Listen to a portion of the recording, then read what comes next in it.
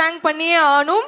And அவங்க எல்லாரும் யாருன்னு பாத்தீங்கன்னா லோஷிகா, வெண்பா, வர்ணிகா, ரைனா, ஜெயஸ், ராகவ் அண்ட் அது மட்டும் இல்லாம அவங்கள ட்ரெயின் மட்டும் கோஆர்டினேட் பண்ணவங்க யாருன்னு பாத்தீங்கன்னா தர்ஷனா அவர்கள். சோ இவங்க எல்லாருக்குமே மீண்டும் ஒரு பெரிய கைத்தட்டலை தந்துடலாம்.